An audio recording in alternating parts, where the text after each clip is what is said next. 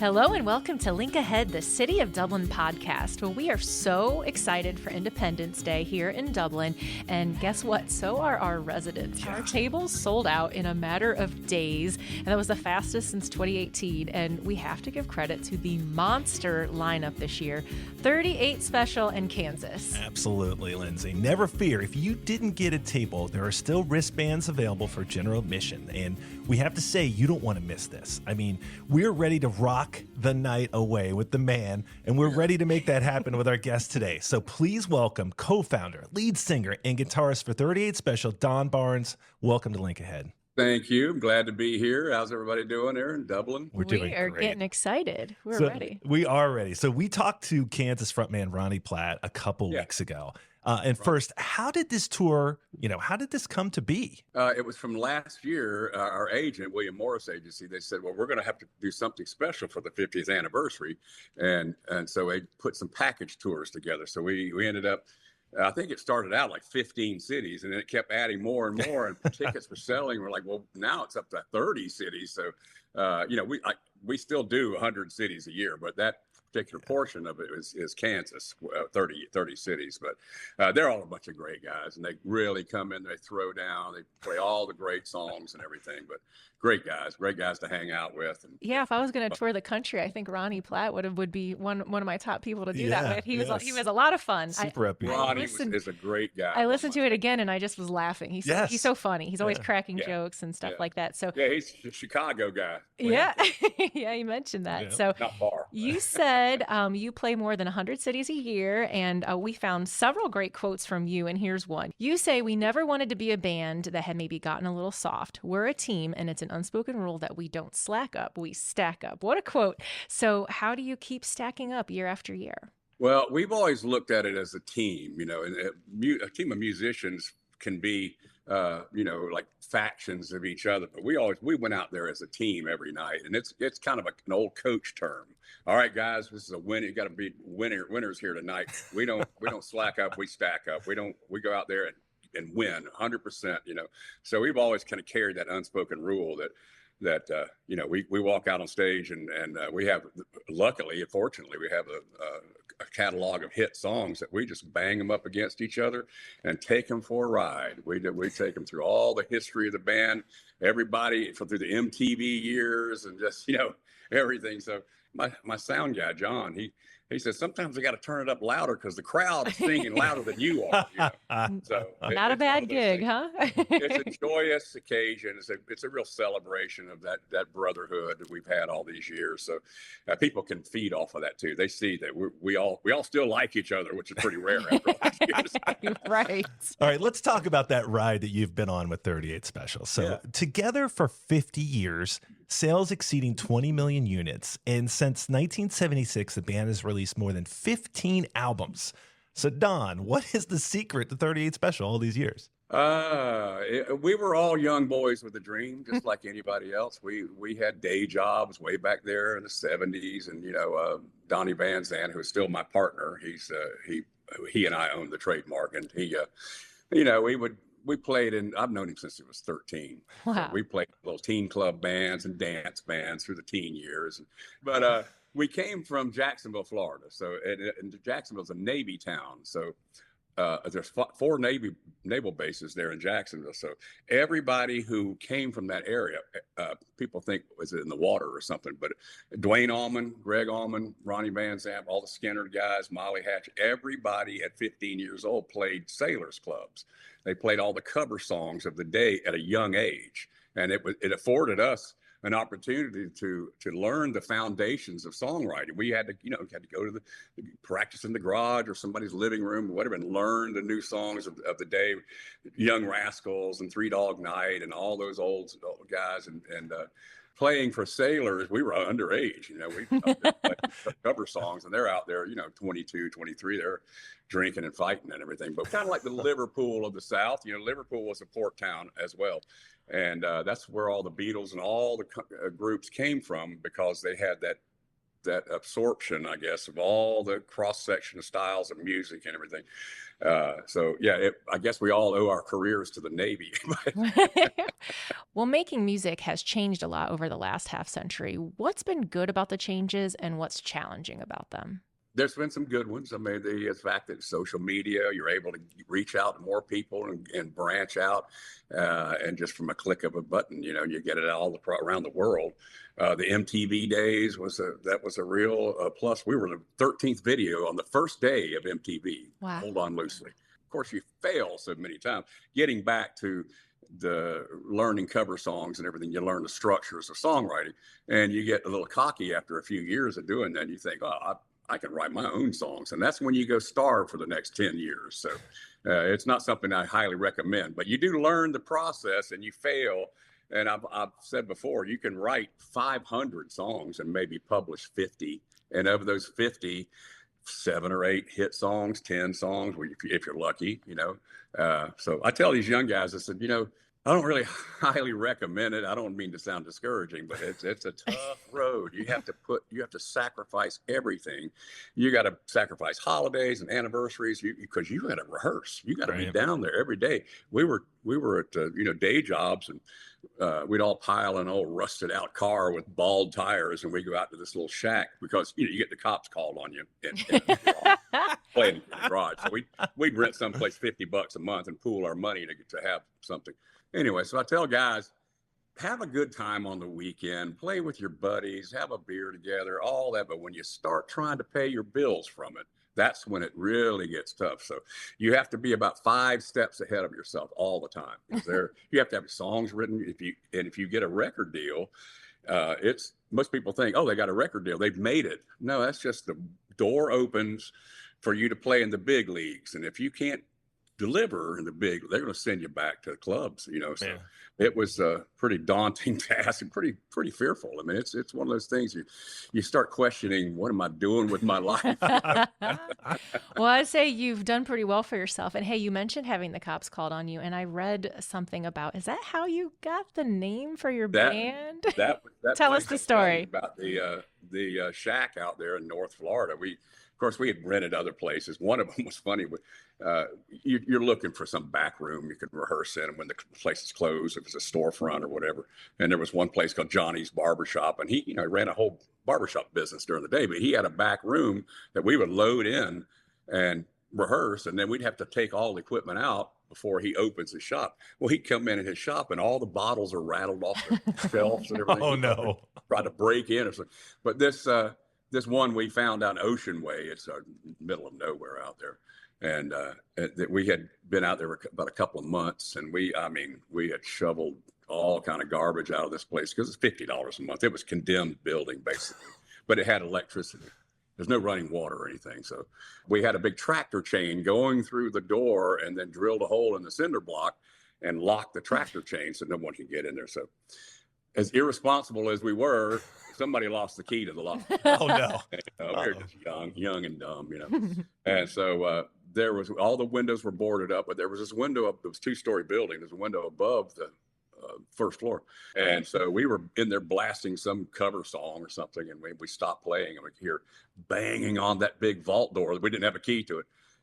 And bullhorns, and we could hear them through the door, come out with their hands up, we were trying to make a raid on the place. So we were yelling through the door that we didn't have the key to open that door, and we'd have to come out the top. And one of them said, well, I'll just, it's like the old West days, I'll shoot the lock off. I got a 38 special, do the talking for me, something to that effect. And we didn't have any name for the band. We had our first gig in Gainesville, Florida, and we didn't know what to call the band. It was kind of a funny story. We just said, well, we'll just call it 38 Special for now, but we'll come up with something a little better later. we just never did. That's how that stuck. Oh, that's amazing. This may apply to newer bands, but I saw a quote about the music industry that goes, you make your art in the studio and sell your art on tour. Absolutely. You have, the industry people, it's the machinations of the record industry. So they call it product. We don't like to call it product, but you band all your songs together, you mix them and you master them and they're like your children. You send them out in the world and hope people accept them. It used to be that you would go out and sell your product by the live shows. Now it's all turned around. And you don't really have to have a new album around, because all the live shows are what have taken over, because you can't download a live show. You can, people come, we always felt like you might as well just give your music away, because it's going to make a fan of someone. Yeah. They'll tell 10 people, and then they'll come to the show, buy a t-shirt, a beer. So, tickets and stuff. So it all works out. But the fact that the live business, and you can see every band out there that were back in the 80s, they're out there touring again, because they know it's where we never stopped. We were too stubborn to quit. I made it my mission to bring those fans back, make the song sound just like the record. We take painstaking efforts to, it's loud and it's clean, but it sounds just like the record. And, we give them a great show. It's a great energy. And people can, like I said, they can feed off the camaraderie that we have. We actually love each other. We go back and laugh and roll down the road and trade insults with each other, but we're all brothers. Well, you mentioned the music, and we're talking about Hold On Loosely, Rockin' Into the Night, Caught Up in You. I mean, everybody knows every word, every verse, every melody. What's that like night after night? It was strange at first to hear your song on the radio. Everybody, that's what they live for. Like, you pull the car over and, oh my God, they're playing it. And then after a while, you get used to it.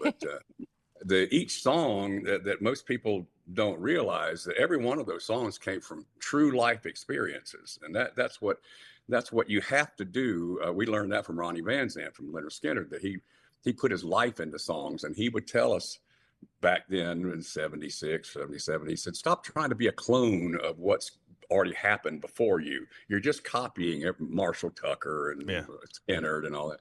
And he said, try to find what makes your heart sing. What were your influences? And we found that we weren't really, so much Southern rock singing about whiskey and bad women and alligators. Sneaking out back doors. Yeah, right. We were fans of British Invasion. We loved Beatles harmonies. We loved all Animals and all those groups, Yardbirds and everything. So we started fashioning our own style, and we completely changed the formula. People think that Hold On Loosely was our first album. It was our fourth album. Wow. All the other three went straight over the cliff. So we stripped everything down. We were pretty accomplished guitar players, and so that tends to make you put everything on a record, overdub so much to the kitchen sink, everything in there. And we realized it's too much information for a listener that's not a musician, listener just hears. So we stripped it all down to tick, tick, tick, tick, 8 notes. And we call it muscle and melody. You put a little muscular guitar there and a good melody, good story over the top of it. And, if it's working, if it ain't broke, don't fix it. So that was the whole 80s with us. We had, songs from movies, and we did a song called Teacher, Teacher. Oh, yeah. That was filmed here in Ohio. Yeah, I think it was. Yeah. Downtown. Yep, downtown Columbus. Yep. Yeah. But we, it charted okay. It was top 40, but it wasn't anything that we felt like it was any big, not going to change your life, So we were down in Panama City, Panama, way down there with the Panama Canal, playing in a baseball stadium. And we came up with that song, and that entire stadium went crazy. We were looking at each other. What's happening? Because MTV had reached out there, and they just loved that song, and they sang every word, the whole stadium singing every word to this song that we kind of didn't really take that serious, So. That's awesome. So when you're on tour, what's the biggest rush? And it's probably evolved, but just before you go on stage, during the show itself, or when the curtain falls and you hear the roar of the crowd, what is it for you? That is, it's because this place is packed, and they know they're going to get the ride of their life. We know, even when we're playing some song that's just devastating this crowd, well, we know what's coming up next. When you get a load of the next one.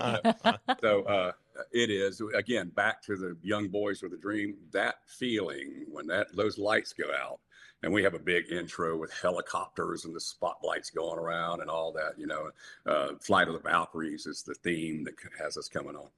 And so that still, to this day, 50 years later, it still gives you a charge, So it's fun. That part is really fun. And then you go, oh man, we're gonna dig in and throw down for the people, Well, you kind of touched on this, but what makes a great rock and roll song?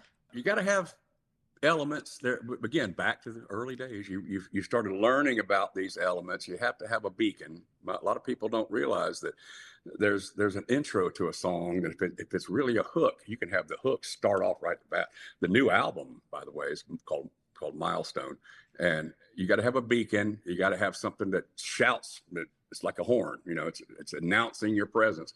And then, of course, a good melody and good strong guitars. But the main thing is it's songs are like a graph. They kind of follow, and if you are aware of the listener, you want to keep feeding information that keeps them there, keeps their attention. Because if you do something that's a little quiet and kind of settles down, they might just turn the station or something, So we were always climbing. That's why Caught Up in You has 2 bridges, because we love that bridge. Nobody puts 2 bridges. Great. Yeah, I never thought about that. Yeah. And so we love that, the fact that we just love the bridge so much that after the guitar solo, well, let's just do the bridge again. It was so great, But you got to have that beacon that people go, whoa, what's that? So a lot of people don't. They start with a chord, and it's not really listen to this. This is a beacon to make you pay attention. You'll hear it on the new album, Milestone. It's got every song has some kind of beacon that starts off with it. Tell us more about the new album. No. It was a different experience because we had started out, like I said, last year, they wanted to do something special for the 50th anniversary. And I thought, well, we'll do 2 or 3 songs for the fan base, just something to EP, release something there. And so because we were always competitive, it's like, well, if you're going to release something, make it great. And the best thing about it was the element of desperation is not there anymore. We have, sure. Like I said, we have 100 cities a year. We can't do any more cities. So that element of desperation was gone. And I told all the guys, we went in the studio several times. It was like about 7 or 8 phases of studio work and overdubbing and things. And I said, let's just have a good time. We don't need, it's not like please like us, please, accept this, because we know the songs are likable. One thing we did do over the years is we had kind of like a case study in the relationship songs. About that. Hold On Loosely was a bit of advice, because people can cling too tightly. They'll lose it if they're too needy, if they're too, smothering and that kind of thing. All right, Don, a couple questions about your influences. Who were your guitar influences and why? We all started off with, the early days with Clapton and Hendrix and, all those Leslie West from Mountain. We loved the big 10-foot tall amps and the big guitars. The Marshalls and all the Marshalls and everything. So, and of course, Bad Company, ZZ Top, I've become friends with Billy Gibbons and everything. But over the years, Clapton was my main guy. When I was 15 years old, taping his pictures on my bedroom wall. So you just kind of learn. Jeff Beck was a big influence. All these guys are greats. One of them was Mick Rouse from Bad Company, because he was the only guitar player in that band, and he could create riffs and that would talk. He would make all those Bad Company songs came from absolutely some riff that he had, and it was like, how do you do that? Paul Rodgers, of course, vocally major. I'm glad to see him going to get in the Hall of Fame finally. Rock and Roll Hall of Fame. Right. Bad Company, yeah. Well, Don, we can't wait to see you here in Dublin on July 4th. And just like a great closing song of a concert, we end all of our episodes with rapid fire questions. So what is the best part about touring? The time on stage. We get paid to travel. We don't get paid to play. That's we enjoy Ronnie that said most. The same thing. Yeah, that's right. He's a good man. That's the hard part. But when the lights go down and you're like 22 years old, you crank a guitar to 10 and you're going out there and being everything you ever dreamed. All right, rapid fire 2. What's the toughest part of the road? Getting sleep on a bouncing a bunk on a bus. Okay, on tour, what do you do to get away from the music? Can you get away at all? We play golf. So we golf. have clubs in the bus, and we'll go out someplace that's near. They'll do a little reconnaissance before we get there, and they say, "Hey, it's a golf club 22 miles away. Who wants to go?" So some days I have to stay out of the wind and the pollen, because singing, it's Sure, Yeah, right. bad for it. Well, on July 5th, if you want to golf in Dublin, you let us know. We know people. Absolutely. Okay, great. Oh yeah, we've had guys out there that own the club, and they travel around. You know people too, huh? in the cart too with us, and then give them free tickets, So fun. So Ronnie Platt told us he restores Corvettes in his free time. So what do you do when you're not recording or on the road? Well, I had a boat. I had to let it go because I wasn't out there enough, so it just sat out there. But yeah, I play golf here too. Nobody's going to make the tour anytime soon. We all kind of suck. We go out there and have fun. That's what the Pro-Am is for. That's it. Yeah, That's right. it. Okay, you're a great singer, songwriter, showman, and guitarist. What is a hidden talent that people might not know about you? We know it's not golf. I don't know if I think I've expressed all my talents. I don't think. I'm not a man of many talents. I can do that. I have been interested in producing other groups and demos and things for other groups. Made many friends. Collective Soul are from Atlanta as well, and Yeah. we actually did some tracks in their studio. The first 4 tracks we did, and so we try to get together and go out and see other guys at their shows, and kind of razz them a little bit from the crowd. All right. Finally, what's your advice to young musicians who haven't had that hit song yet and may be struggling a bit, need the motivation to keep making music? What would you tell that person? Well, it's a tough road. If you have to commit yourself all the way, and you can't do it for the money, you can't do it for the girls or in partying and everything, because you can't be partying. You got to be. It's a business. Yeah. You have to be stoic about it, and so if anything, I've tried to teach young people. I just did a little music emporium thing with some young people that just out of high school, and I said, try to find stories that kind of move you emotionally. Find a title that you can, really get with, and then write that song to that roadmap. Because you kind of have to write songs inside out. You have to know where your destination is going, because it's like Tom T. Hall of all people said, you can drive around aimlessly but if you don't know where you're going, you're just going to be driving around. So you have to know your direction. Sometimes you rhyme something that before the title has happened, but that rhyme is going to rhyme with the title once it eventually. And so when people hear it, they go, how did they do that? How did they know to do that? It's all the craft of learning that thing. So stay true to your emotions, and, songwriting sometimes can really move you. That was like a masterclass in songwriting right absolutely. there. Don Barnes, what a great guest. Thank you. We can't wait to see you and 38 Special on Independence Day here in Dublin. Thank you for joining us on Link Ahead. Thank you. It's my pleasure. And everybody make it out. We're going to have a big time. Like I said, it's a ride through the history of the band, some new surprises. We're going to play a new song from the album. We're eventually going to get more songs from the new album, but we want to get some familiarity going with the new album. But it's all these songs that people like I said, we bang them up against each other, and then people go, "Oh, that one too," and that one. Right? Yeah. I forgot about that one. We put together a little playlist when we made the announcement, and it's hit after hit after hit, and people love it. So, we can't wait to see you on the 4th. I look forward to it, and thanks so much, and good luck with your career. Wish you all the best. And to our listeners, thank you as well for taking the time to connect with your city. Tune in next time as we continue to explore the many personalities and experiences that make Dublin a thriving place to live, work, and grow.